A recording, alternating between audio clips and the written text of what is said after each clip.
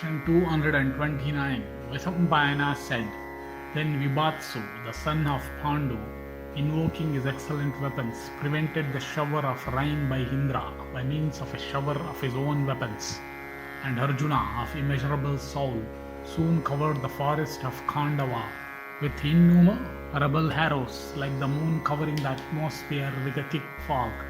When the sky above that forest was thus covered with arrows of Arjuna, no living creature could then escape from below. And it so happened that while that forest was burning, Takshaka, the chief of the Nagas, was not there, having gone at that time to the field of Kurukshetra. But Ashwasena, the mighty son of Takshaka, was there. He made great efforts to escape from that fire. But confined by Arjuna's shafts, he succeeded not in finding a way. It was then that his mother, the daughter of a snake, determined to save him by swallowing him first. His mother first swallowed his head and then was swallowing his tail. And desirous of saving her son, the sea snake rose up from the earth while still employed in swallowing her son's tail. But Arjuna, as soon as he beheld her escaping, severed her head from her body by means of a sharp and keen-edged arrow. Indra saw all this, and desiring to save his friend's son, the wielder of the thunderbolt, by raising a violent wind, deprived Arjuna of consciousness. During those few moments, Ashwasena succeeded in effecting his escape. Beholding that manifestation of the power of illusion, and deceived by that snake, Arjuna was much enraged.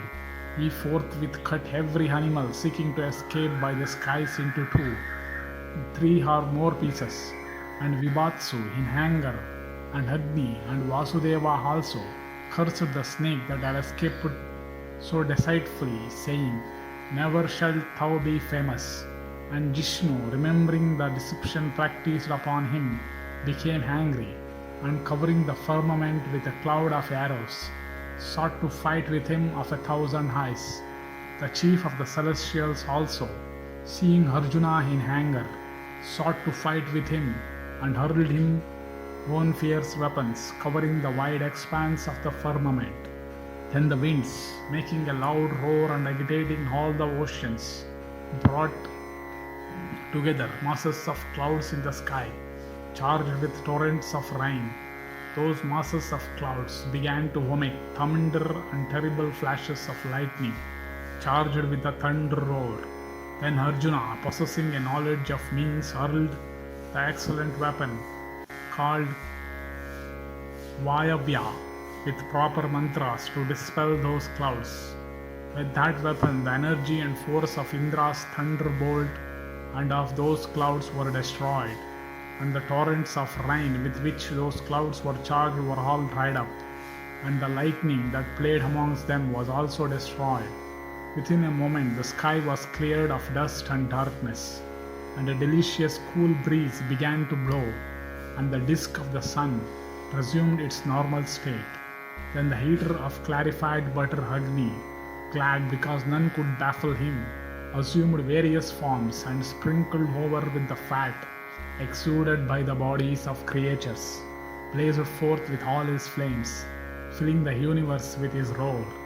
Then numerous birds of the Garuda tribe, bearing excellent feathers, beholding that the forest was protected by Krishna and Arjuna, descended filled with pride from the upper skies, desirous of striking those heroes with their thunder-like wings, beaks, and claws. Innumerable Nagas also, with faces emitting fire, descending from high, approached Arjuna, vomiting the most virulent poison all the while.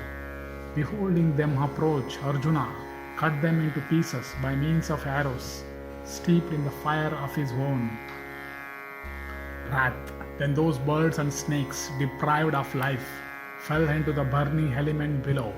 And there came also, desirous of battle, innumerable Asuras and Gandharvas and Yakshas and Rakshasas and Nagas, sending forth terrific yells, armed with machines, vomiting from their throats, mouths, iron balls and bullets, and catapults for propelling huge stones and rockets They approached to strike Krishna and Partha.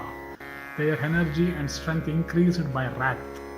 But though they rained a perfect shower of weapons, Vibhatsu, addressing them reproachfully, struck off their heads with his own sharp arrows.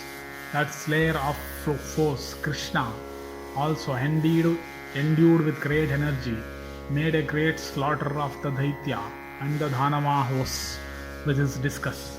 Many asuras of immeasurable might, pierced with Arjuna's and Krishna's arrows and smitten with the force of his discus, became motionless like waves and strays stranded on the bank by the violence of the waves.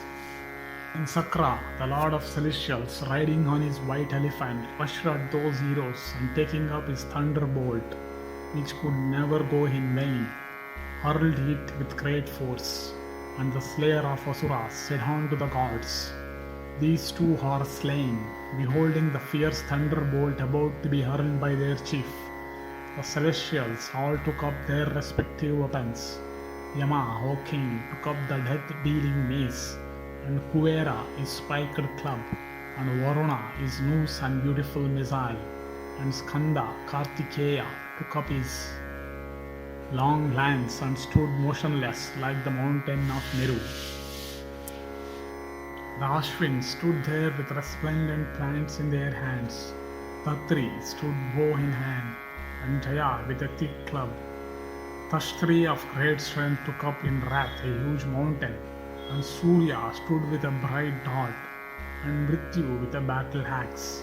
Aryaman stalked about with a terrible bludgeon furnished with sharp spikes, and Mitra stood there with a discus sharp as a razor, and O monarch,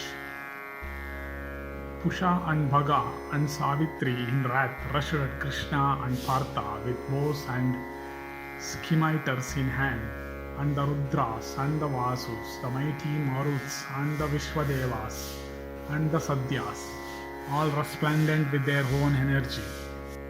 These and many other celestials, armed with various weapons, rushed against those exalted of men, Krishna and Partha, for smiting them down. Then were seen in that great conflict wonderful portents all around, robbing every creature of his sense, and resembling those that appeared at the time of the universal dissolution. But Arjuna and Krishna, fearless and invincible in battle, beholding Sakra and the other celestials prepared to fight, calmly waited, bows in hands. Skilled in battle, those heroes in wrath assailed the advancing host of celestials with their own thunder-like arrows.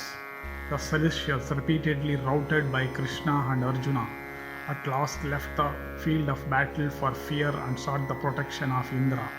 The Munis, who were witnessing the battle from the skies, beholding the celestials defeated by Madhava and Arjuna, were filled with wonder.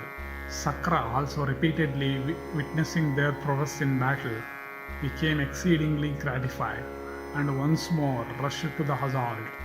The chastiser of Paka then caused a heavy shower of stones, desiring to ascertain the prowess of Arjuna, who was able to draw the bow even with his left hand. Arjuna, in great wrath, dispelled with his arrows that thick shower. Then ye of 100 sacrifices, beholding that shower baffled, once more caused a thicker shower of stones.